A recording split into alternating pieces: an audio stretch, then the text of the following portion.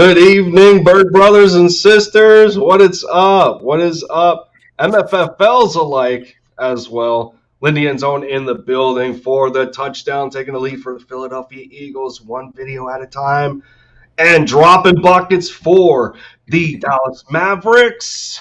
Back at that, excited for it. And obviously, I am also excited for episode 10 in the series of Touchdown Talk. And, well, if I can't say the Desert Eagle has landed, DesertEagle90 is in the house for the first time on Lindy's channel. And, well, I am very familiar with this man and his channel and the content that he brings to y'all. But, it is the first that we're actually hanging out on the channel here. Either way, so DE, good to have you, man. What's been up? I know we got a lot to talk about, especially in the NBA for the Sixers, but how you doing, man? I'm doing great, man. Thanks for having me on. I'm sorry that it's had to be run this late, but a truck driver does not have an off time until we're completely done. So we're saying between 6 to 10, midnight, whenever we're done. We just out grinding, and that's pretty much what it is. It's so bad. I rushed home to get on your show, make sure it still happens. The only thing I got to eat right now is some strawberries, something in my system, and I'm drinking some coffee to keep the energy so we can get the show going, But thanks for bearing with me, my guy, and to everyone that was waiting, I want to apologize. It's all me, but shout out to my brother, man. Thanks for having me on. Let's talk about it. Yeah, no big deal, man. It's really no rush. I hate you hate to do that to the people, but when the entertainment's good, it's like you just building it up, It's really no big deal at all. What's 10 minutes gonna do? It's like NBC Philly does the same thing, especially for Eagles press conferences. So that's something we're already used to. Ain't no big deal. But we got a lot to try and digest about the Philadelphia Eagles and where they are with these 3 first-round draft picks. That hasn't happened in franchise history, let alone having 2. I think this is only the second or third time the Eagles have had 2 first-round picks in their franchise history. But before we get to those 2, for the sake of Philadelphia lore, even though I am a Dallas Mavericks fan, and yeah, as weird as hell as that could be, an Eagles fan loving a Dallas team, there's times where I could very well be put at the stake for that. But it's all love. As long as I'm an Eagles content creator, it's all love. So I guess I'm safe. But first and foremost. First and foremost, for these Sixers fans, man, what a Woj and sham bomb that was dropped today. The long speculated James Harden trade finally happened for y'all. And, for those that do need a little bit of a touch up on it, the Sixers did give up Andre Drummond, Seth Curry, and 2 first-round picks for James Harden. And they still get Paul Millsap out of it, so it was 2 players instead of 1. But even with that as it may, and Harden's contract, he still had he was able to opt in for next year for Philly. So not only do you guys get him as a rental for the rest of the year, but he opted into his contract, and y'all got him for next year for about a little under $47.5 million. So, I mean, with that said, I can't imagine Embiid isn't any happier than what he is right now, for one. And 2, in terms of UDE, since I've seen some of your tweets, talking about that, let's not get our hopes up, and we understand the expectations and everything, and you trying to create a middle ground, like don't get so sad, but don't get overexcited at the same time. You're trying to balance it out for the people. So when you personally seen the trade, like what understanding that Embiid finally has who seems to be a competent partner that's going to be there to help elevate his game, and the departure of Ben Simmons. Trying to digest everything, what did you take out of all of it? I still trying to register it. I'm still shocked. I'm still shocked. I'm like, is this real? Because I mean, of all these rumors, all this stuff that I've been hearing, through YouTube, through the media, through everything, through ESPN, just everything. I just feel like every time there was talks about Sixers acquiring someone of a big name, especially trading, I don't know what I'm more happy about, that we landed James Harden, one of the arguably top 10, top 15, top 10 or top 15. I don't know if I'm more excited that we landed him or we got rid of Ben Simmons. So it was just, I don't know which one, but I feel like I just said lower your expectations, because I feel like every time they bring something up like this, they say it gets hot. It's gonna happen. It's gonna happen. It's getting heater. It's getting hotter. It's gonna get hotter, y'all. It's so close. Yeah. Then all of a sudden, it goes away like it never even happened.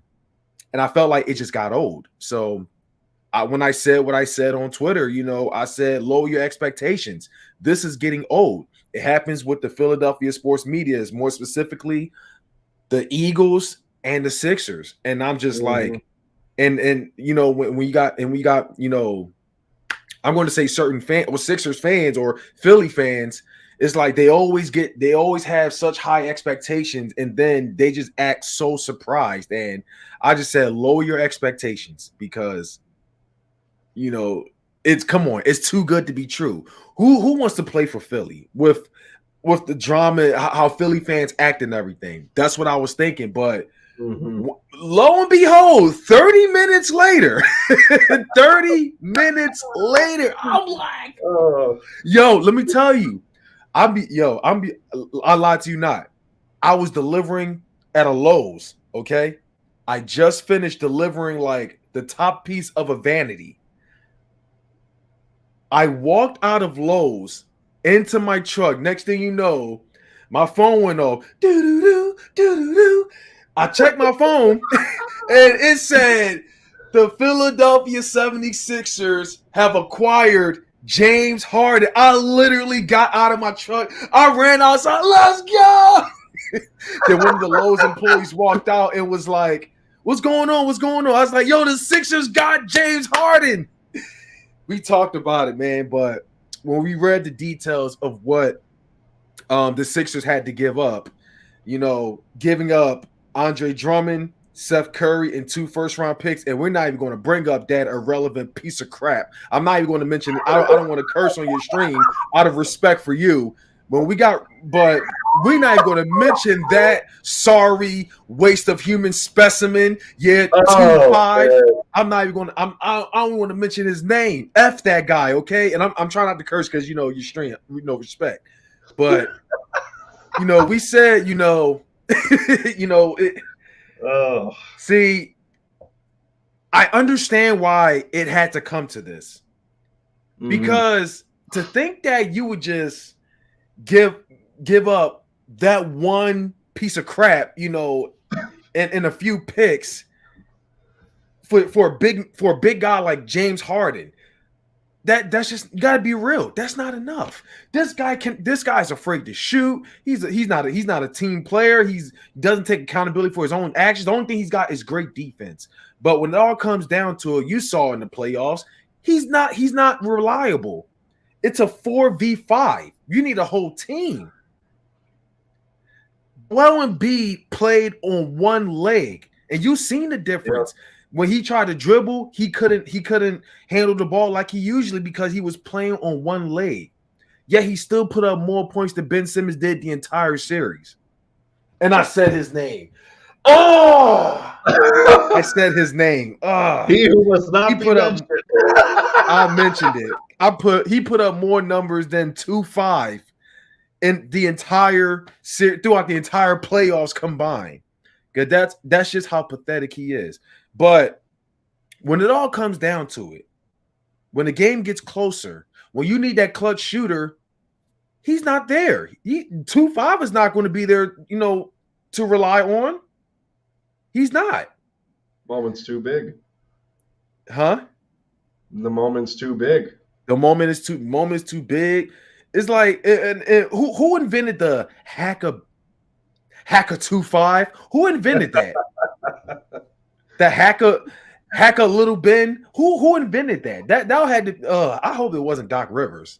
But I'm just happy this whole thing is over. Whatever happens in Brooklyn, I know they're going to run him out of the city because you think the passion is big in Philly. I've been in Brooklyn. I've driven by Barclays Center several times when I have to make deliveries to the Outback, Wingstop, Red Lobsters around there. My previous job, it's wild.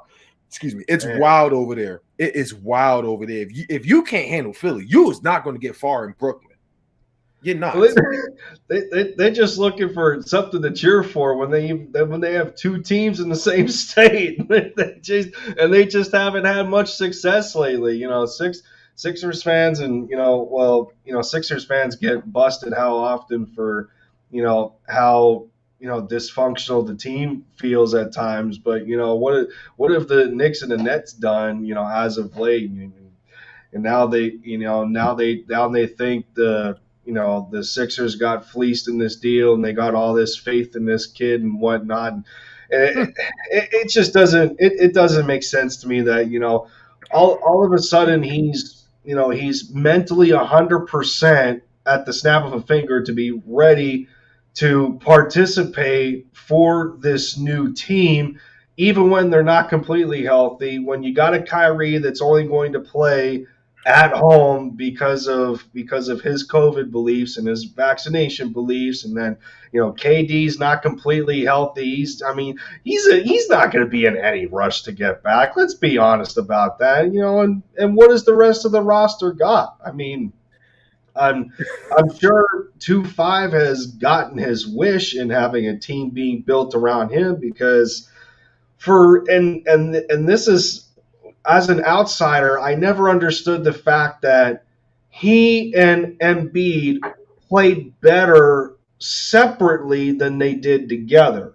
Whether it was last year, a couple of games I remember, 25 had like a 40-point game against the Utah Jazz, who were a formidable opponent out in the West, and he drops a 40-some point game on them against Gobert and Donovan Mitchell. Embiid did not play that game. Meanwhile, when he sits out and he doesn't play, Embiid kicks everybody's ass because they got nobody to contain him. I mean, Anthony Davis didn't want anything to do with them. When they played the Lakers recently, I noticed that one. Just Embiid's a force of nature that's rare at his size, and for him to be in competition with the Joker and Jokic every single year as the best big man in basketball, it's those are the kinds of players that you need to make sure you do your due diligence as an organization in that front office and getting the necessary pieces in order to elevate their game and give them the best chance, chance to succeed at a higher level. And that's what they ended up doing in grabbing James Harden. I mean, y'all even see what Joel posted on Twitter about it. I died when I see that. I'm like, I was waiting for it. He's a troll like that. I told you. You even knew it in the playoffs against the Hawks when he watched him give up a wide open dunk to pass it to the and it wasn't even just Joel. Seth Curry looking like, dude, what are you doing? Like, you chose the wrong basketball move. You sitting there at almost 7 foot tall, right under the basket, and you take that easy spin move on Gallinari, who tried stripping it, didn't work. But he ends up having Trae Young right there. He ain't blocking his shot. Like, come on. No, it's but yeah, and then you brought up the injury thing with Embiid and playing on one leg, and I can attest to that because I watched Luka do the same thing against the Clippers last year when he had some sort of muscle contusion in his neck that he needed. That he was constantly putting um, what are those? They're those special.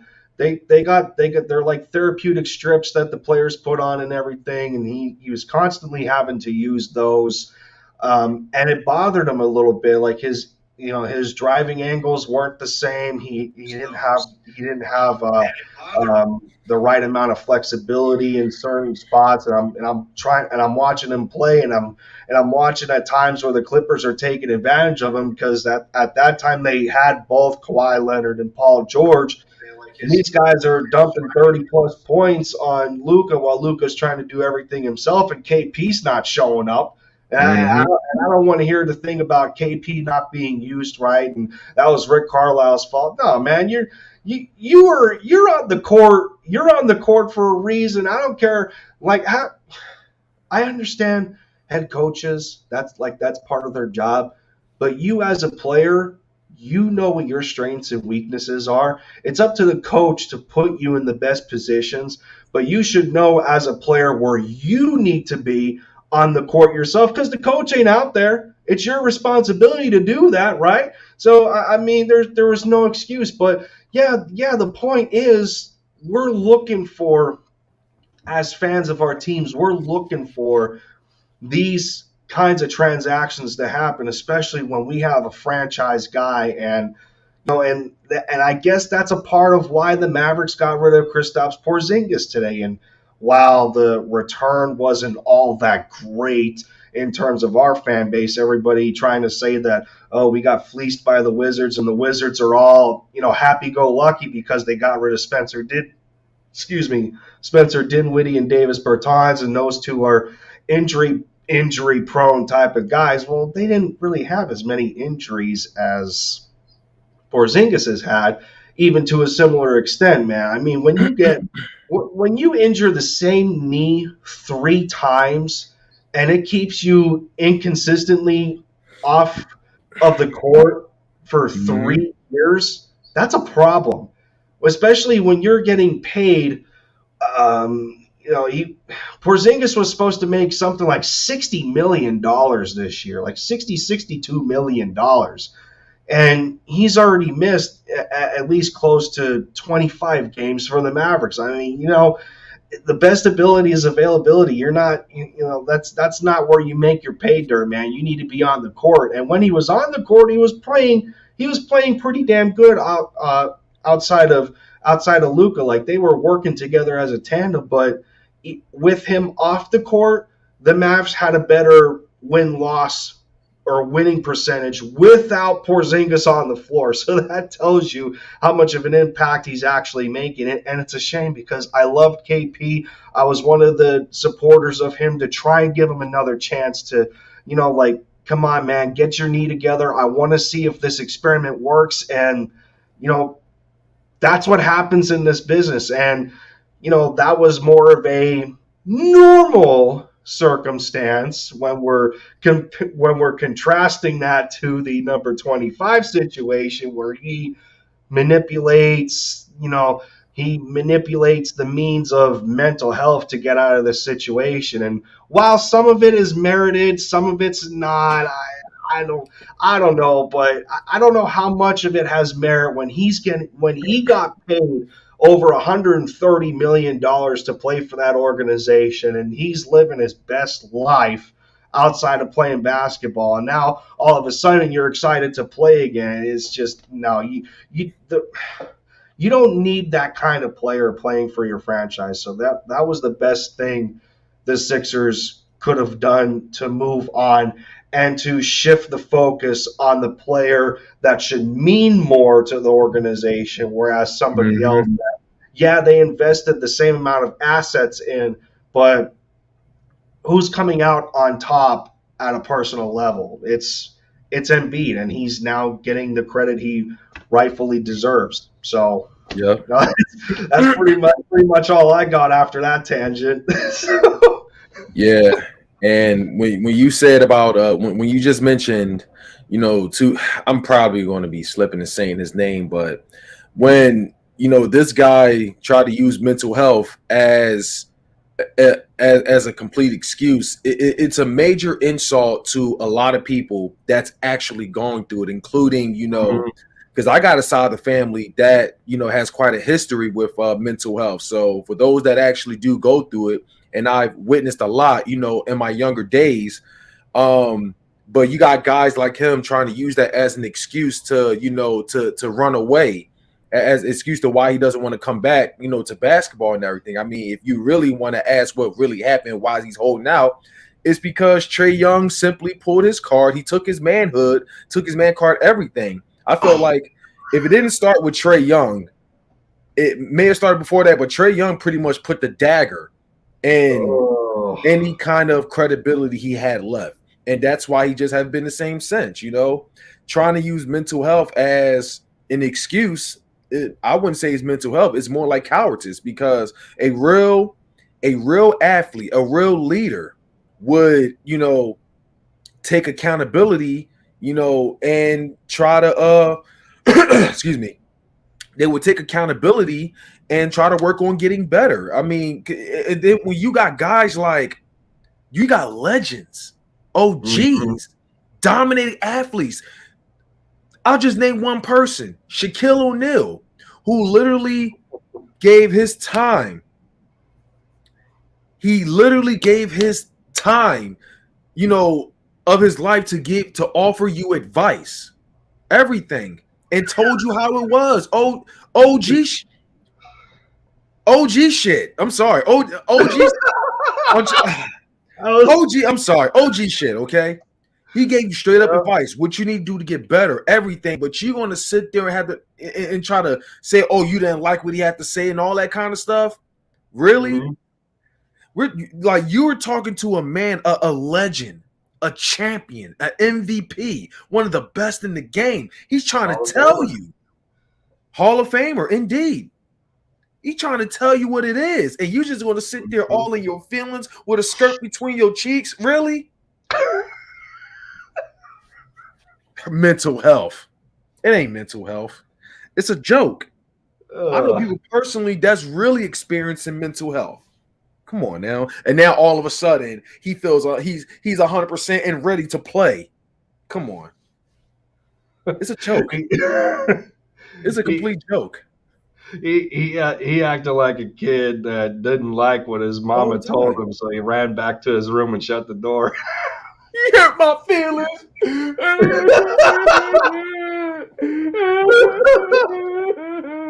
That's what it was. That's what it was.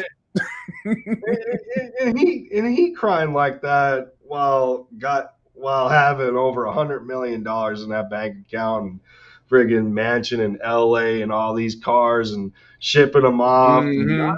I remember seeing all that. It was posted on Twitter, saying All of that. that McLaren and the McLarens and Porsches getting stuck in that trailer because he moving across country. Come on, man. All of Now I that. understand there's some people that money isn't everything, and it's and as we're talking about it, and at the same time, this kind of situation at times it's such a slippery slope because I mean money doesn't guarantee happiness. I mean we've seen it with what Mac Miller and Robin Williams and Bob Saget recently, and R.I.P. it's Yeah. it's a shame, but those are completely different situations for what this 24-year-old kid is experiencing, and somewhat manipulating through being a professional basketball player, and just thinking you can swindle your way out of something like this using a sensitive subject. I mean, it's the amount of just the amount of this situation, how tainted it's been. That's not the road you want to go down, and now you're just painting an even worse picture when you're saying that you're ready and you're committed, you're all in to playing for Brooklyn, and you're ready to go to Miami with the team. Like, okay, after how many years of this fan base and this organization giving you chance after chance to better yourself, Definitely. and having teammates wanting to go see you and talk to you, and the head coach trying to talk to you over the phone, giving you phone calls. You didn't want to hear any of it. So what good does it do at the end when you're turning your cheek to somebody trying to help you? You're biting the hand that feeds you, essentially, because these were the ones that gave you your contract, but you're still contractually obligated to play at a certain level, and then you just go and do this. It's really not a good look. It's not. Horrible look. Horrible. And there was one person that was, I don't know if I want to say so much he was threatening to do the same, like hold out, but I know it's going to be two different leagues. But you got Zach Ertz, who did not like. I saw what he said there, but I'll respond to that. I mean, I don't know what he's talking about. I never really, said that. I don't know what he's talking about, but you know what? I'll just get back to what I was saying. Y'all I just had a seen feeling it was coming at some point. he deals with that all the time. It's always an insider. It's an insider. He deals with that Yeah, all the time. you two got such a good dynamic. It's funny. It's funny. Yeah, that's my brother. That's my brother right there. But yeah, man. But you got two people that was actually opposite of one another, even though it's two different leagues. But you got Zach Ertz, who wasn't really happy. Well, I'm not going to say because of his Eagles fans or maybe the players, but more like what was going on with the office. But despite all of that, he still came back. He still practiced. He still played. He still was a team player. Still did it all. Handled it like a true leader should. But even in spite of all of that, I'm not going to speak for everyone, but I knew he was going to get traded by the deadline, and that's when he went to Arizona. Meanwhile, you got Ben, who did the complete opposite, just held out the entire time because of his feelings, what was going on with the team and the office and everything. Zach Ertz, he put his feelings to the side. He still played. So it's like you say, Ben Simmons made a terrible example of how an athlete should run his career. Meanwhile, Zach, on the other hand, he handled everything perfectly. So, but Ben Simmons, at first, everybody seen him for what he was. Everybody saw him for what he was. But now, all of a sudden, like you mentioned earlier, now because he's back, he's going with Brooklyn, and we're all just forgetting about what he just did, how he's scared to shoot and everything. The only thing everybody's talking about is defense. That's literally it. But when it all comes down to it, when he's got to shoot free throws and he's wide open for a dunk, you tell me how that's going to turn out. You tell me. Well, I mean, there's two sides to the game of basketball. I mean, defense is one thing, but Yeah. you got an obligation to put the ball in the hoop. You got to score too. You gotta not just score, you gotta be top notch in it. If you was getting all that money, everybody just saying defense, defense, defense, defense, defense. Okay, he's got great defense. He's one of the best at it, but my man was getting paid $40 million. To hell with just defense. He better be shooting the ball. He better be taking accountability. He better be a leader. He better be doing it all. He should have been at least half of what LeBron James is. Because nobody's going to be LeBron James in this league, but he should be up there. Oh, with that money he was getting. So if any God-given reason, I doubt it, but if it really turns out that he's going to be so great in Brooklyn, I mean, I know it's not going to happen in Philly. I knew his time in Philly was done. But if it happens in Brooklyn, I don't know. I'm just going to say is I'm happy we got Harden, James Harden. His defense may not be so good, but we know how he is when he shoots the ball, though. Because we can talk about Ben Simmons' defense, but let's be honest here, Sixers fans. Let's be honest. We can keep complimenting on his defense. How much how our defense may not be the same, but let's be honest here. Where has that gotten us for the past couple seasons? Where's that really gotten us? Because last time I checked, we lost a lot of games because of Ben Simmons' lack of jump shot. We came up short. We was doink away, double or triple doink away from winning a championship. And I think we would have beaten Milwaukee to beat who did Milwaukee play? No, I'm sorry, not no, who did Toronto play? Golden State. Golden State. They played Golden State and they won it. I feel like we would have beaten Milwaukee, because I'm sure we played Toronto. All right, we beat Toronto. Okay, Toronto, we would have met Toronto Milwaukee went in to the Toronto went to the Eastern. Okay, and they played Milwaukee. Finals to play Milwaukee, and They where played, they built the wall. That's where they built the wall Yeah. and shut down Giannis. Yeah, Now that, you can't do that yeah. anymore.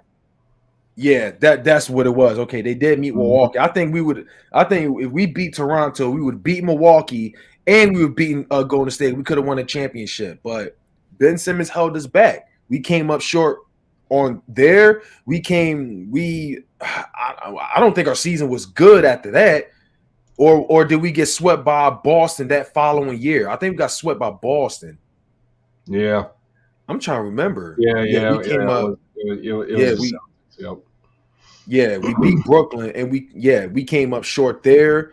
And up to now, we failed miserably against Atlanta because they figured out our weakness. One, Joel Embiid was on one leg and also Ben Simmons couldn't shoot. They made I'm one of them that stood up for Ben Simmons that entire series. We knew what his problem was, but we all cheered for him. We wanted him. We tried to build we tried to get this guy's confidence, everything. We tried to motivate him, and all Atlanta did was mock us for doing that. They kept mocking. Come on, y'all! Yeah, go ahead, root for your boy. Yeah, go ahead, come on. And they still, man. Ben, I'm just so happy. I'm so happy. Thank you, Bob. He's gone. Thank you. He is gone. and I tell you what, I did a couple of personal film rooms on that Sixers series against the Hawks, and watching the team as a whole play defense. I don't know what the defensive assistant coach was doing. I don't know what Doc Rivers was doing, but these guys, whether it was Korkmaz or Seth Curry, I think Matisse had a couple of bad defensive possessions. Just that they were a lot of those players were a disaster at points, especially in game 6 and I think 6 and 7, because that was a 7-game series. If I remember correctly.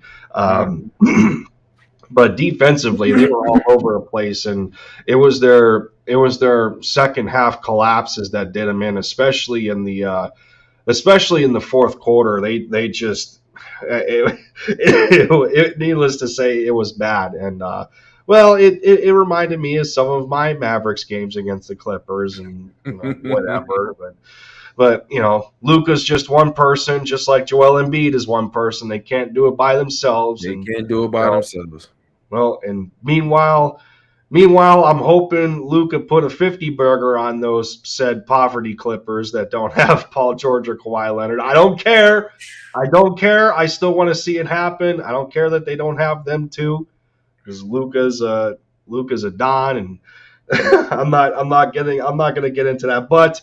Let's try and add some positivity to the Sixers situation and finish off on that. And well, man, we didn't even hit the Eagles yet. We're already 34 minutes in. That's what happened. There's good conversations going on, and that's a part of the entertainment. That's a part of the content. So, with that said. Thank you to everybody that's stopping by in and out, giving the viewership to the presentation, and thank you for making episode 10 a success so far of Touchdown Talk, keeping the series going, and for as easy as it was to click on my channel while the show's going on, as I have been doing in the previous episodes, as easy as it was, that click is just as quick.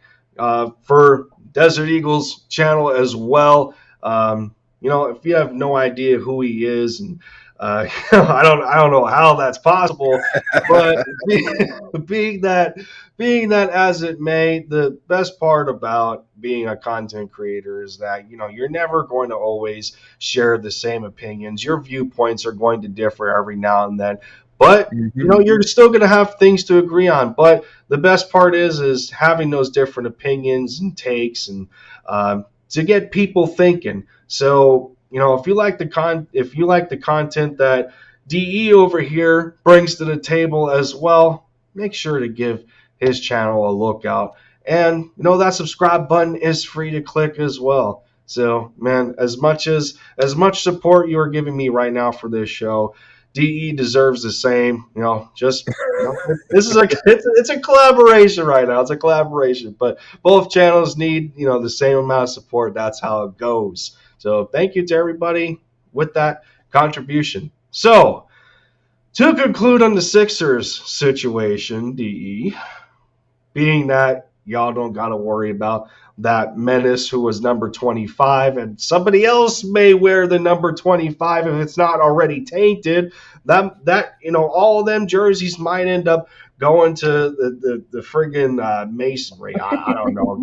Get thrown in the furnace for all y'all care. I'm guessing at this point that's how it has to be. And there's still a rare breed of those defenders out there of this kid, and we're not going to worry about them because all Mm. the Sixers fans got to worry about now is the fit of James Harden and Joel Embiid on the court at the same time. You guys were still able to keep Tyrese Maxey, which was big for a lot That's of what made it. Sixers That's what fans. made this trade the You know, best. Yes. a 21-year-old that's still developing as an NBA player, and he's already had his moments of 30-point games alongside of Embiid, and he's getting comfortable with Joel. You're still able to keep him. You were still able to keep Matisse Thybulle. So I mean, he is he's like a mixed bag of opinions for the Sixers. They appreciate his defense, but they would like him to score a little bit more. And he reminds me on the situation with the Mavericks with us having Dorian Finney-Smith. But he was him being an undrafted rookie, and it was amazing for him today because he ended up getting a contract extension when he was set to become a free agent. And the Mavs were afraid that they were going to lose him because, they felt that he was going to get more money as a free agent. So we locked him up 4 years, $52 million at $13 million a year. That's a pretty good steal for him, if I do say so myself. Just to not take the risk of having him become a free agent. So that was a good move for Dallas. But of course, the move for Philly is now, let's face it, for the Sixers, it's championship or bust this year. That's I mean, true. that's why you make the move. We're used to that with the Eagles, especially with it being, those Super Bowl aspirations back in 2017. They were, it wasn't even just at free agency. They were making moves at the trade deadline and bringing in players that other teams were giving up on, whether it was Jay Ajayi and, in free agency, the Patriots didn't want LeGarrette Blount anymore, and the Bears didn't want Alshon Jeffrey anymore, or Patrick Robinson from the Saints, getting cogs in that system. And while James Harden isn't necessarily a cog in the system because he's still technically a superstar still at 32 years old, people thinking that he jumped off a cliff. But, that guy that's having an off year is still averaging, I think, 22, 8 with 10 assists. So I think the Sixers will take that out over a bunch of solid zeros for somebody that used to be here. So Hmm. with all that said, I guess through a better detail, how do you gauge, especially with Harden's background from previous teams and how they seem to have imploded, whether he had Russ as a teammate or Chris Paul, or even back to OKC, which I don't think he necessarily had anything to do with because that was more of the Rockets taking a gamble and letting go of Tracy McGrady and bringing in James Harden. But watching him with having those kinds of teammates as partners, whether it was CP3, Russ, and then he gets to Brooklyn with Kyrie and Kevin Durant, how do you gauge what the projected overall fit is going to be with Joel Embiid and having Daryl Morey there, who has this affection for James Harden. Like, Strong affection. if anybody was going to get Harden, it was going to be Daryl Morey. But Sixers fans didn't really want to believe it at that time. So, with that said, what is the ultimate like gauge of fit that you see with Harden going forward as you pair him with Embiid and the rest of the Sixers roster? I'm not gonna lie, it's a tough one. On paper, it seems like we will be great, but it always starts off with, it's going to be slow. I mean, because James Harden and a guy like Joel Embiid, who's been dominating by far, who's having an MVP run, it's in a way, it's kind of been a one-man show in a way with Joel Embiid, but now you know, um, you got another talented player coming in. So it's going to Mm-hmm. be a lot less stress from Joel Embiid. But right now, it's like with Joel Embiid and James Harden has never played, with one another. So it's like it's going to be like they're going to be building. It's going to be like building, chemistry or trust with one another. So it could probably be a bit slow. I'm not going to expect James Harden to be top notch right away. I'm gonna give him about maybe a week or two or so when he warms up to the system and everything. I'm going to be expecting a lot of threes from him for sure. He's going to be a lot of The volume shooter stepping that up, is, yeah.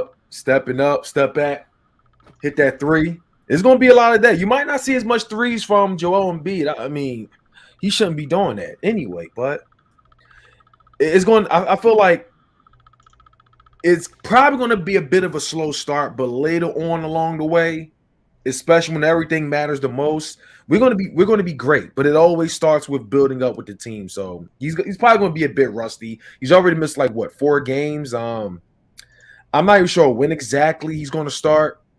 Of course, you got this pandemic going on, so who knows, whatever you bring from New York all the way to here. So they're probably going to be a bit cautious about that. But then him coming back from a hamstring injury, we're probably going to be looking at maybe a week or two until he officially starts. But I'll be Mm-hmm. very excited. I'll be very excited to see how it all starts off for sure. I'll be looking forward to that. Yeah, I mean, I don't know.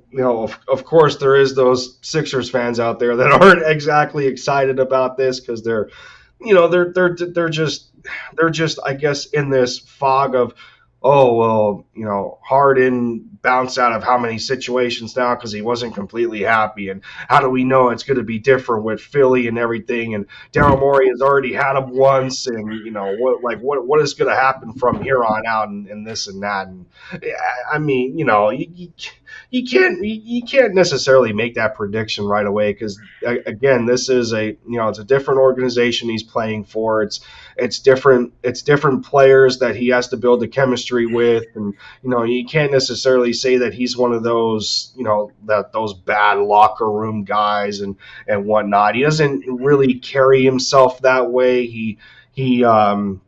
Harden's just one of those guys that he kind of keeps to himself a little bit. Never. I don't know if he was ever really considered like a much of a leader role.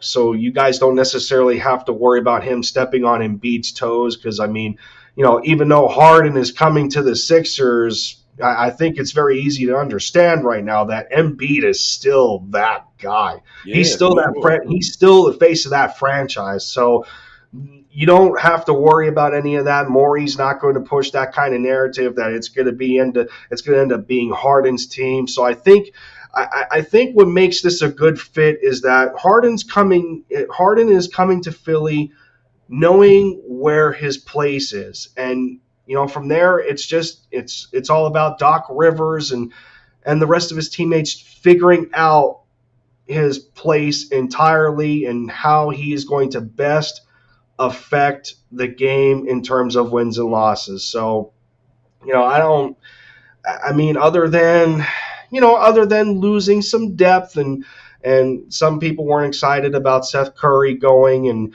Andre Drummond. So now the five spot is a bit depleted, and you arguably lost your best shooter in Seth Curry, while meanwhile he did go 1 of 9 in his last game. So not everybody is poo pooing, or not everybody is kind of down in the dumps about Seth leaving, but that's where those kinds of sacrifices come in if you want to take your team to the next level, and kind of guarantee in a way that you're better off with this move than you would have been before, knowing that there's limitations outside of Embiid. Like this is exactly the help he needed. When you Yep. bring a guy like this to your basketball team. Yeah, and Sixers fans, they wanted James Harden at any cost. So when you say stuff like that, you got to be careful what you ask for. And I say it all the time. Be careful what you ask for. Y'all kept saying Mm-hmm. James Harden, make it happen. Please get him. I don't care what you do. But then when something happens at a huge cost, putting Seth Curry and Andre Drummond, it really does suck that we lost both of them. Because Seth Curry, I know he has struggled in the past couple games, but he would have. I feel like he would have snapped that, especially when we approach the playoffs. He'd play a whole lot better, And it's one person I really forgot. Tobias Harris is. I haven't been able to watch the games recently, but he's still in town. Mm-hmm. If I'm correct. I really like. I haven't kept up with all that's been going on, but yeah, it still sucks that he's gone. And Andre Drummond, he was perfect, as far as being a backup for Joel Embiid. When Joel Embiid, got to get his rest and everything. I don't think we have a solid backup for him, but this is what y'all wanted, though. This is what Sixers fans wanted. Get James Harden at any cost. But you know what? I would have much rather it been Seth Curry and Andre Drummond being on the trade block than T. Thibault and the upcoming of Tyrese Maxey. I'm happy them two are still here, because I think it would have been a whole lot worse if we'd sent both of them to Brooklyn. It would have been a lot worse.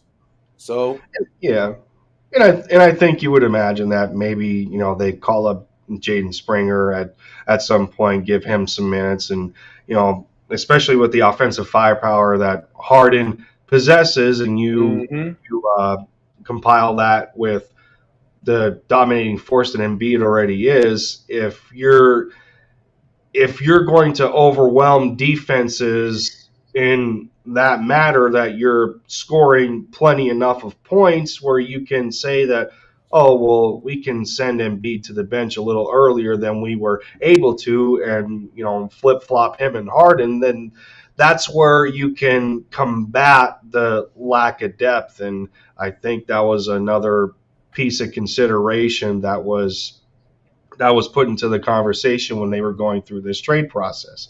It makes sense that way. But in other news, I called it. Speaking of, not to interrupt, but I called it. Luka got his 50 bomb tonight, 51, 9, and 6 on those poverty Clippers. Dallas took the dub today. Let's go. There you go.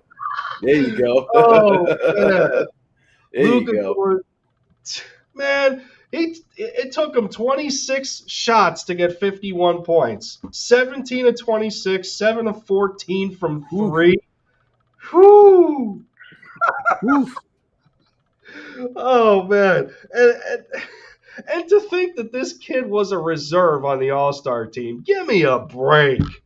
Give me a break. Come on. Do better, NBA. I'm sorry. I had to. I know. I told y'all. I told you this backstage. I know the Sixers may have Embiid and Harden, but they don't got no Luka Doncic. I'm sorry, MFFLs. We know that very well. one of the youngest players in the NBA to have more than one first team All NBA. Uh, no. That's not the stream for that. It's not the stream for that. I'm not getting off. I'm not getting off of it. All right, man. We dropped 50 minutes on NBA Oof. conversation. We haven't even gotten to the Eagles yet, but you know, being that as it may, there's not necessarily a whole lot going on with Philly. Just everybody's still digesting the fact that we were able to make the playoffs in a season that we weren't really expected to. Everybody is having us dead last in the division, and we weren't even going to win more than 5 games. This team's Three. going.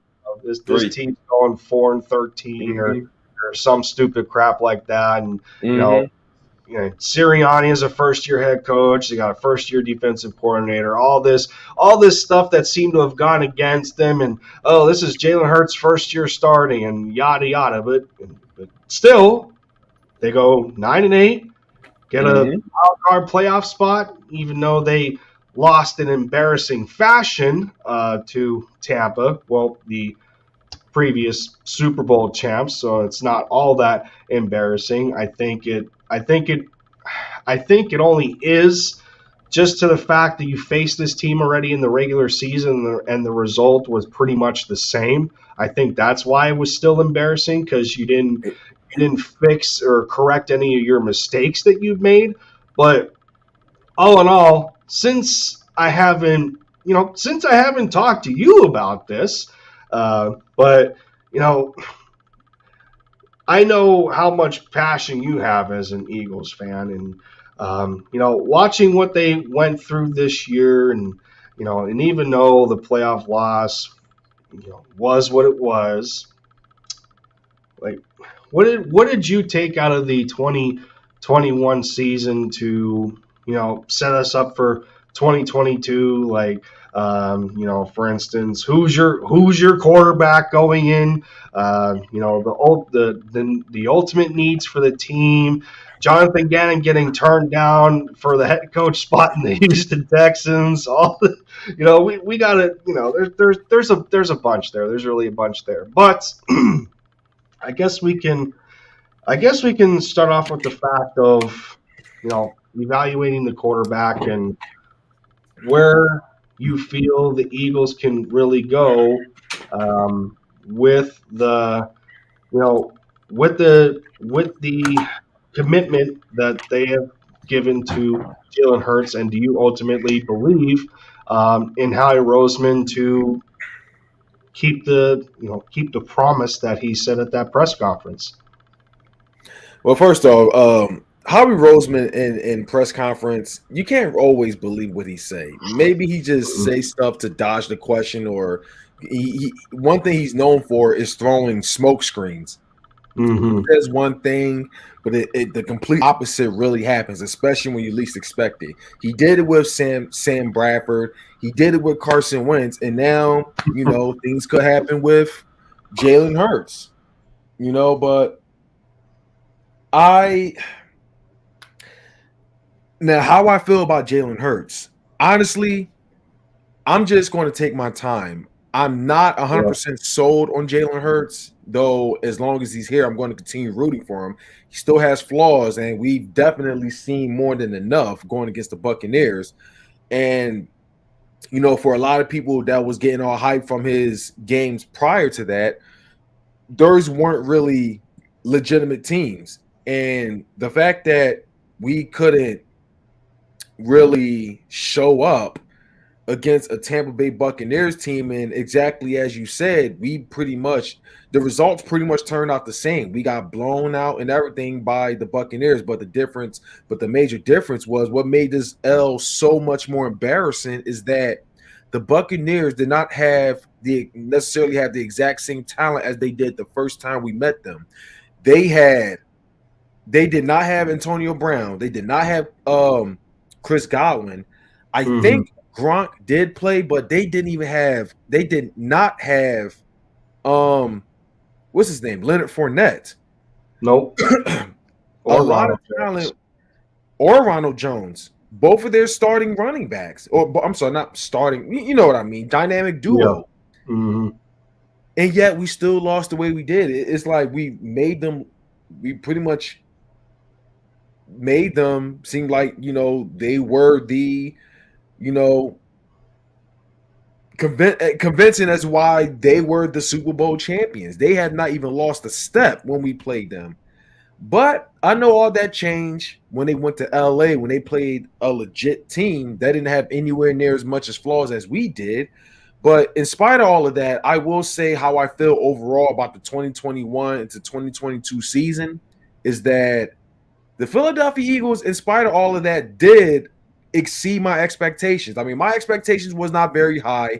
I was Hmm. thinking the Eagles could be maybe being realistic and humble. I probably would have said like third. I mean, I was thinking this would have been more like Dallas Cowboys and the Giants kind of year. And I had no expectations of Washington. We gave them that division. So we let them. I'm not sure if you or anybody in the chat has noticed, but it seems like Washington can only win divisions where other teams are trash. They can only win by default. When we're going through so much flaws, that's when Washington. You know what? We let this sucker. This loser nobody because we know they're going to go one and done. We'll just give the division to you. That's Washington. But the Eagles did a lot better than I thought. I mean, there were times I was like, they could possibly win no more than 3 or 4 games because it's kind of Philly sports. We always bring it Ooh. down to the competition. No, that wasn't my official, but I Yeah. would not slept on that. I was Yeah. not going to Yeah. sleep on that because I mean, when you go from going 4-12 with Doug Hmm. Peterson, with a lot of our flaws and everything. We get rid of many players, all the coaching and everything. Now, we here with a whole new coaching tree. Nick Sirianni, first ever head coaching experience. Jonathan Gannon, first ever defense coordinator experience. We've seen all the flaws there. I was like, I wouldn't sleep on it that we could do it. It could turn out the same, if not worse. But there was also a time I was like, you know what? We could win at least 7 games because Yeah. in spite of all of that, this division doesn't scare me. And the teams we've gone against. I mean, Carolina didn't scare me. The Saints didn't scare me. The Broncos didn't scare me. Even though I said we could beat the Chargers, but we could have. It is what it is. Shoulda, coulda, woulda. But the Jets, come on. The Lions, come on. The Giants, come on. Yeah. This schedule just didn't scare me. So, but they exceeded my expectations. They did do a lot better than I thought. Jalen Hurts, for a guy that played the full season, he looked like a rookie for the most part. There's a lot of flaws he needs to work. There's flaws he needs to work on. Uh, his arm for sure. I mean, when he tried to throw that pass to Devontae Smith and it got intercepted against the Buccaneers, that was the nail in the coffin right there. That guy has definitely needs to work on his timing, his accuracy, and everything because that could have been a touchdown right there. That could have kept the game alive at that. But um, the Eagles they did better, but nowhere near good enough. But then again, it's just a whole lot of rookies, a lot of unproven players, and coming into this offseason with Howie Roseman, if we can trust him, it's like I felt like we've given him so many years, but this is going to be the final year that I give him a chance Hmm. because we have 3 first-round picks, not Yeah. one, not two, but 3. You cannot screw this up 3 times. You just can't. There is no way, unless if you're the Giants, but you can't screw this up. You cannot screw this up 3 times. You cannot screw this up 3 times. I feel like Uh, we should focus morally on the defense. We should yeah. definitely focus on the defense. You cannot screw this up 3 times. That's all I got to say there. Yeah. Yeah. Yeah. No, you can. And I mean, and watching Hurts too, yeah, I mean, I think that's the easiest assessment you Stressful. can make.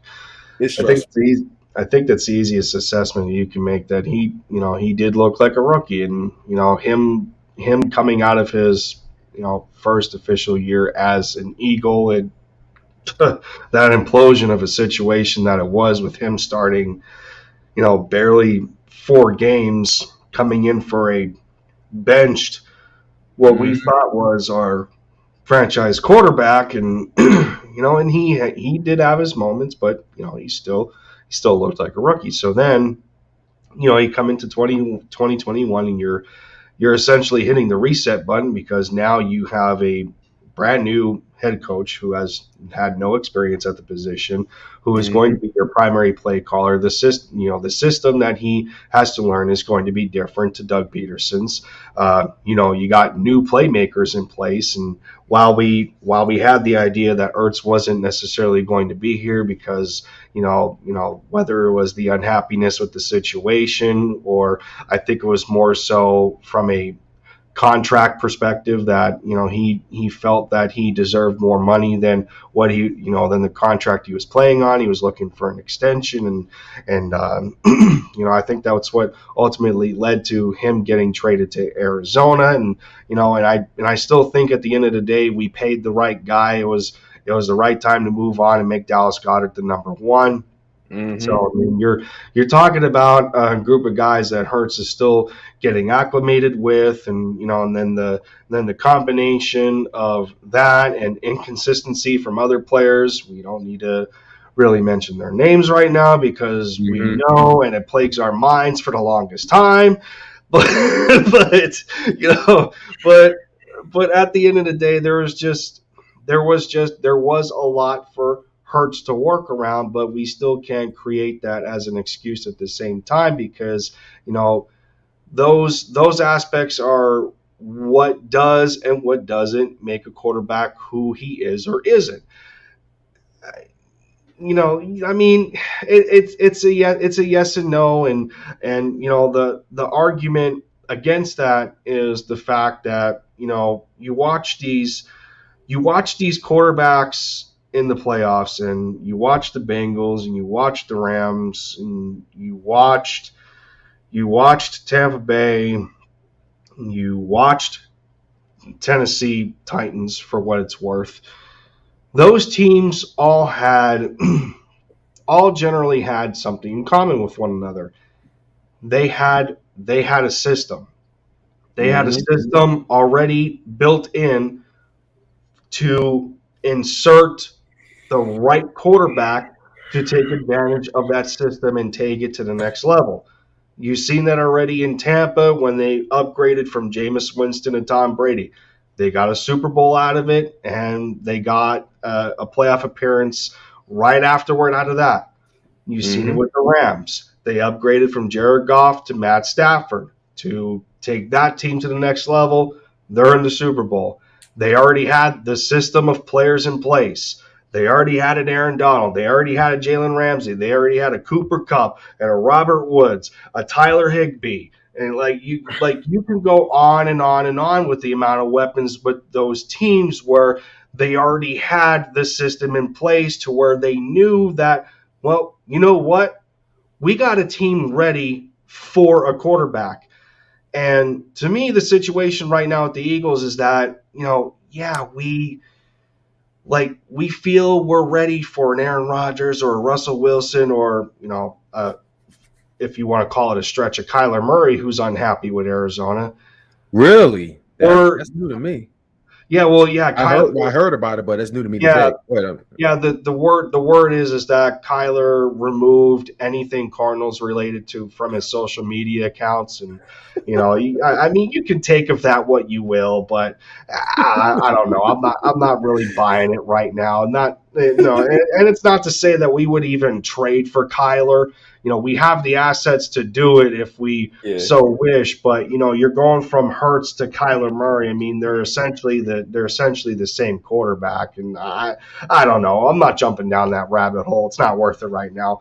The point I'm trying to get across is the Eagles are not in a position, they don't have a system in place to where all they need to do to become a better football team is make a quarterback change. And I think that's what a lot of Eagles fans are having a problem with accepting that fact. I mean, you look at what the defense went through last year with Jonathan Gannon as a first year defensive coordinator, what he was able and was not able to do with that football team. The defensive line was underwhelming at times. Of course, we were plagued with the same linebacker issue. The secondary, to me, I think was the biggest bright spot last year. When you install a Steven Nelson to take up the spot that he does, you move Avonte Maddox back to his natural position. He ends up being one of the best at his position in the NFL, according to Pro Football Focus. Slay was slaying over on his side. He ends up being a Pro Bowler.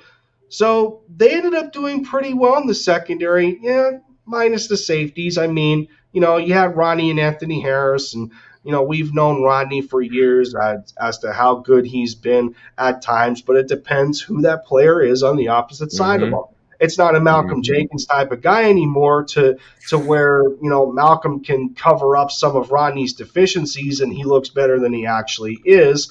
Where then you install an Anthony Harris and they're kind of on the same level a little bit. So there's there's more things that you can pick out with Rodney and Anthony at the same time, but they were still serviceable.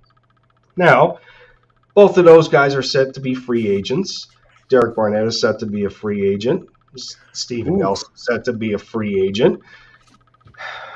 With the team looking the way it is, that has been the biggest thing to me in this offseason is the fact that the Eagles are simply not a quarterback away from being a playoff / Super Bowl contender, and we need to completely focus on utilizing as many assets as we possibly can to build a team to get to that point, regardless of who the quarterback is under center.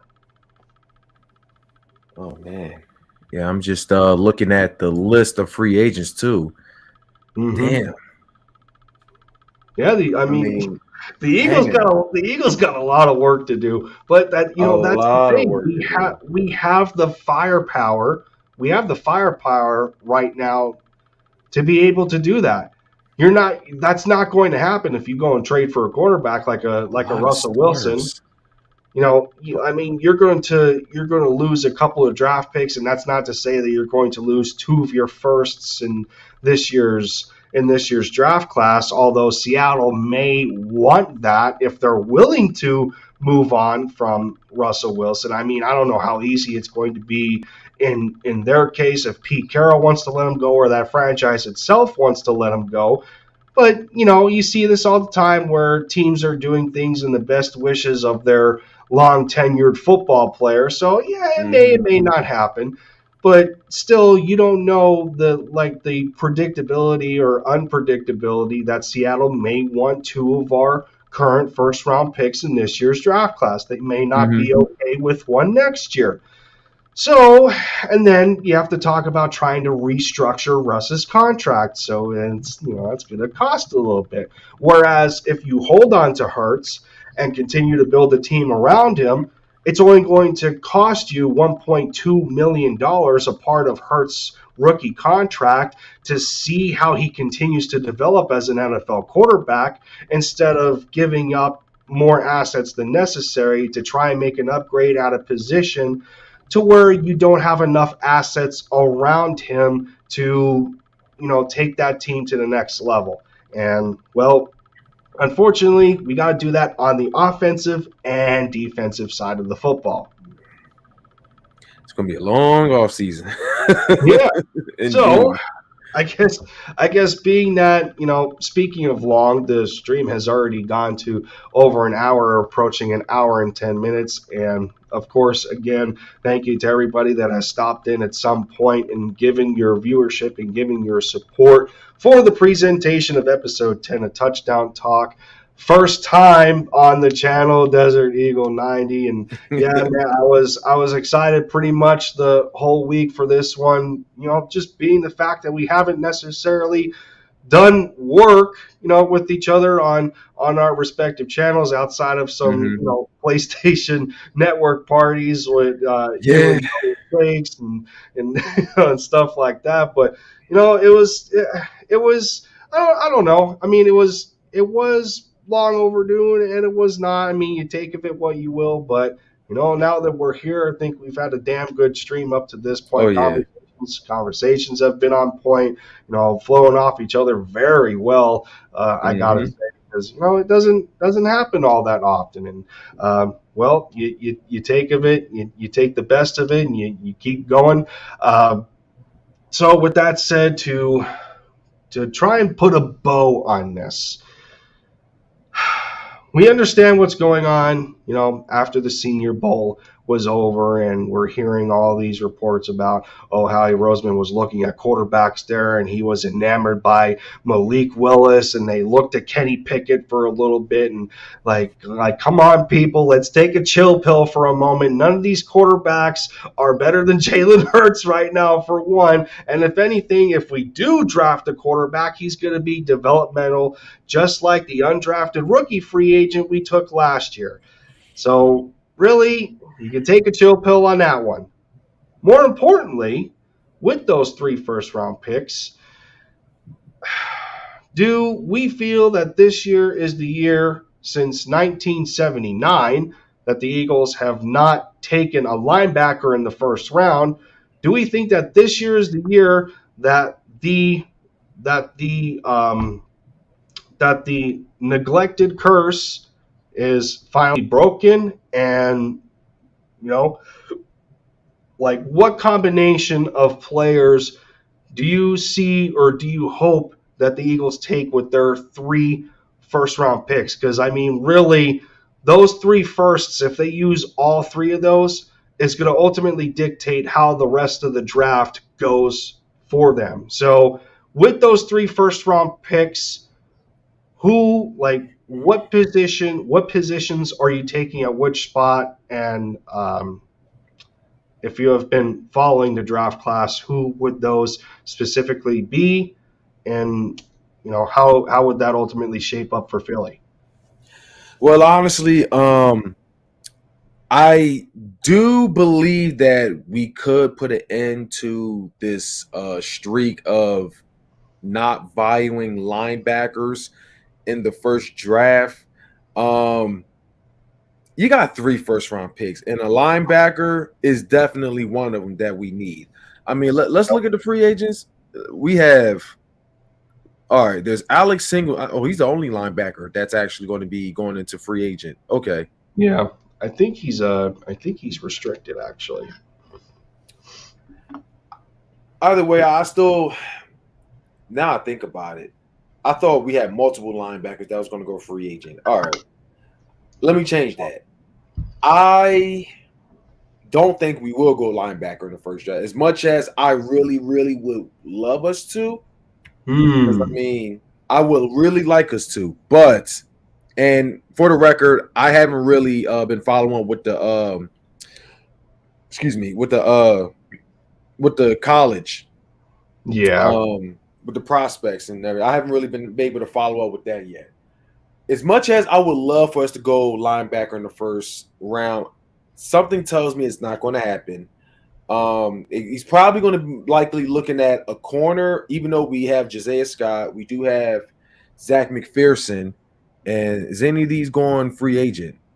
Steven Nelson is going free agent, and Hmm. Andre Sasha Ray. That's how you pronounce it. Yeah, Andre Sasha Ray is also going to go free agent. Um, we're probably going to we could draft a corner in the first round. Steven Nelson's going to want a lot of money, and I don't really think these guys here that we currently have is really going to be a actual starter. I mean, the only Yeah. ones we got is, of course, there's Darius Slay.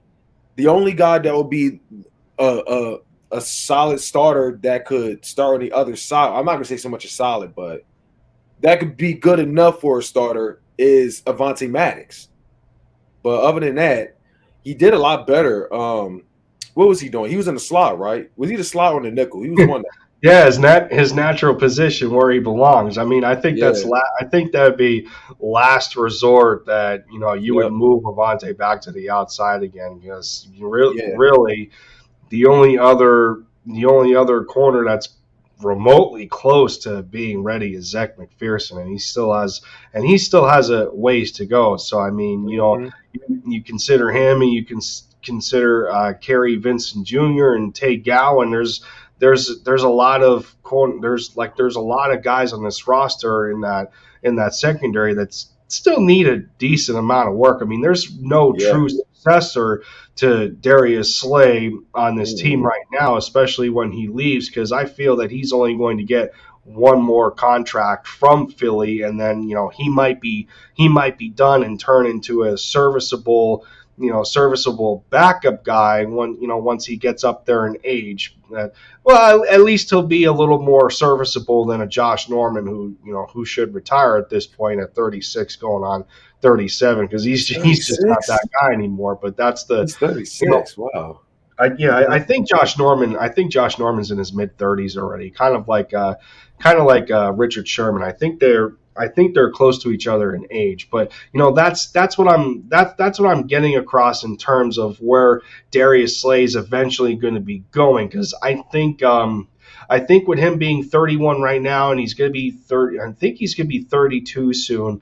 You're only going to give him at least one more extension of at max 3 years. I think it's going to end up being only another 2, and then that may be it. So yeah, when you're talking corner in the first round, a guy like maybe not even in the first, maybe like a guy like Sauce Gardner, a lot of people are having as a top favorite to pair with Slay. They're two they're two aggressive type of corners that that are going to go for the ball. But some people may very well feel that, especially in Jonathan Gannon's system, that a tall, lengthy corner may be a better fit, like, someone we gave up on and looked good for Green Bay and Rasul Douglas.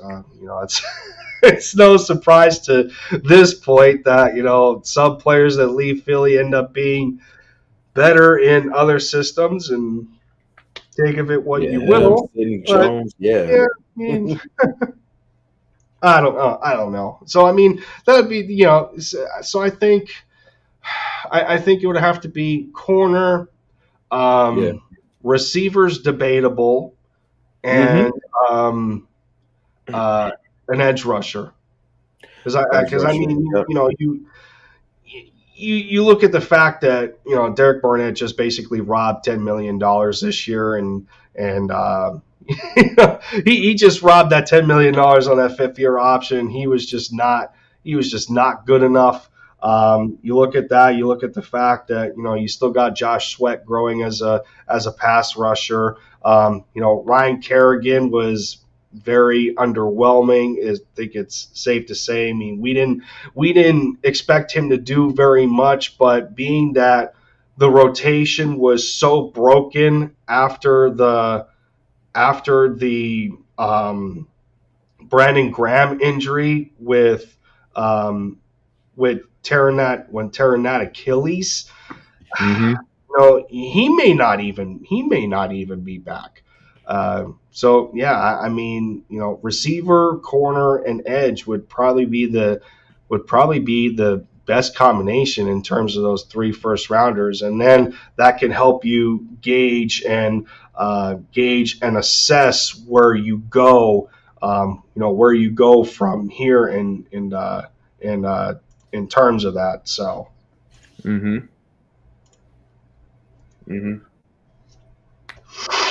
Yeah, but yeah, I mean, it's still. I don't want to say it's. I don't want to say it's hard. I don't want to say it's hard at this point talk about, in terms of, drafting for the Birds, but it's still early. There's still some things we have to sift through. We're already noticing that, with Doug Peterson being the head coach in Jacksonville, he's already poached one of Sirianni's guys off of his coaching staff. I think one of Sirianni's consultants was taken from him and went to Jacksonville with Doug to be the passing game coordinator, because Doug already hired Press Taylor as the offensive coordinator.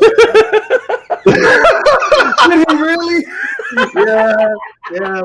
Press Taylor is his offensive coordinator. Like, who? Oh Surprise, boy! surprise. Surprise, surprise. See, and here we Oh thought that man, was, and here we thought that yeah. was BS. Oh man, Press Taylor. Oh god. Whew. I'm sure Carson didn't take that well. Him losing his best friend in the coaching staff to Dougie Mm-mm. P. Oh, good lord. Oh, he But was in. So he was in Indianapolis. mm-hmm, Press Taylor. Oh wow, yeah. he might end up going. He might end up going there himself. But they got Trevor Lawrence. That's right. They got Trevor Yeah, Lawrence. they got Trevor Lawrence. They're not about to take somebody who lost to Jacksonville to ruin their playoff chances. They're not about to do that, man. Hey, who knows at this that point? that's what it's all about with these 3 first round picks is the fact that how we got our third one from Carson with him reaching the snap count that he did, and he still imploded as the Colts quarterback, and they missed the playoffs in the fashion that they did. It couldn't have went any more perfectly for Philly in that regard, man. Seriously, It's and what unbelievable. It's and what made it unbelievable. and what made it even better above everything is the Colts fans' reaction, because this whole season they was talking, they was laughing, they was trolling, they were doing everything. But now look, it all went from Super Bowl, everything. They try to steal our flow with walking to and Wentz, everything. They made fun of our cheesesteaks. They did Him and all Frank that Reich kind are of back stuff. together again, and you Yep. guys didn't treat him right, and y'all are in trouble. You guys made a massive mistake, and well, But now look, we want Carson Wentz gone. He's not that guy. Philly, man, they shouldn't get that first round pick. They knew he's injury prone. They knew that he's not there mentally. No, no, no, no, no. and they even want Don't their go head over coach there.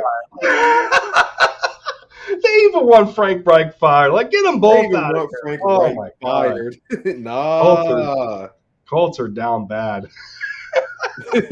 Oh man, what a way to put a bow on this show with a laugh in that fashion. But it's not all comedic relief though. At the same time, when both Philly teams, at the end of the day, they both got some work to do respectively, hmm and whether it's the Sixers acquiring that big piece in James Harden and trying to fit him in with the rest of the roster, or the Eagles' ultimate decision on what they want to do in terms of the quarterback position and building a team around Jalen Hurts or whoever the quarterback is. I for one hope that it's Jalen Hurts, and I want to see how he transitions from year 2 to year 3. That's just me.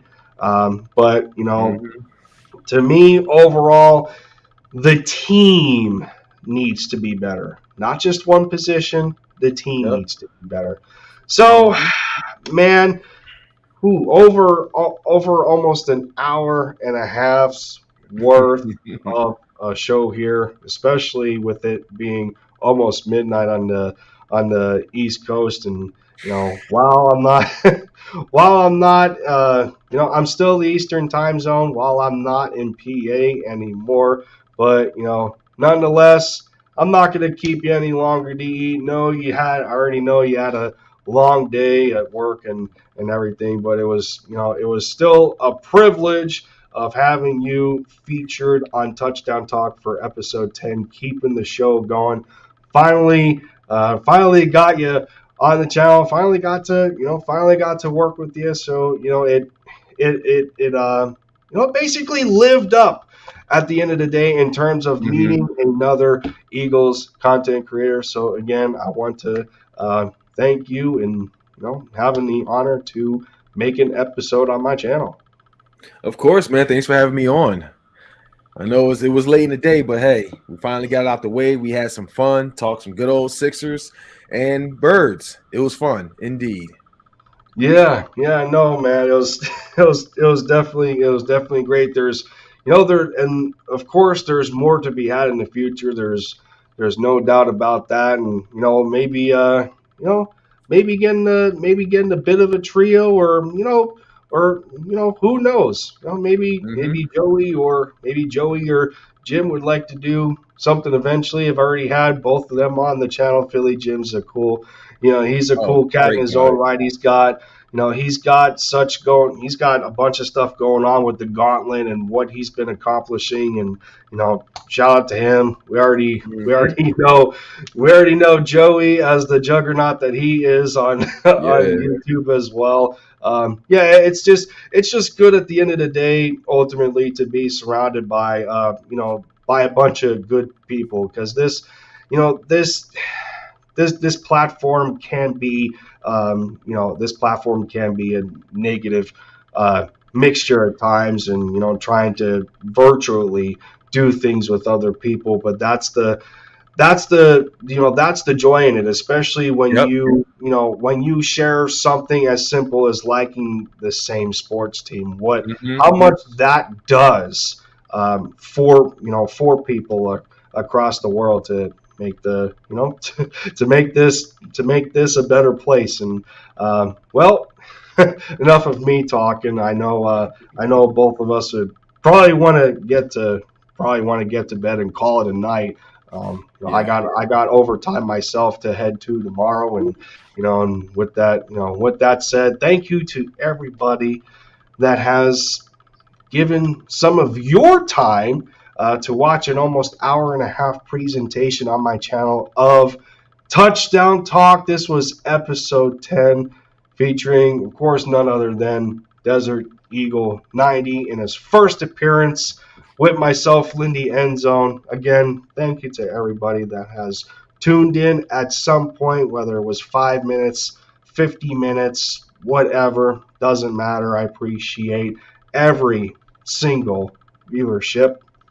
That way it is. And for as much as you have given to this show, DE deserves much of the same. If you haven't come across his channel at this point, that subscription button is easy to click. The view channel button is easy to click. There's a lot of simplicity when it comes down to it. So, yeah, don't be afraid. If you liked what you've seen here, make sure to give him a visit to his channel. Those clicks are easy to do on a computer if you have a mouse that's working. But nonetheless, we are going to get out of here, everybody. Thank you again. For myself and Lindy and DE, Fly Eagles Fly, Bleed Green. For me, it's Go Mavs, MFFLs, and World Series champs, Atlanta Braves. Sneak that in there real quick. I'm all over the place. I told you. I'm telling you, I'm all over the place. Man, yeah. World Series champs, Atlanta Braves. Take care of yourselves, everyone. Have a good night. Stay healthy. Stay safe. See you guys next time. Have a good one. Y'all take it.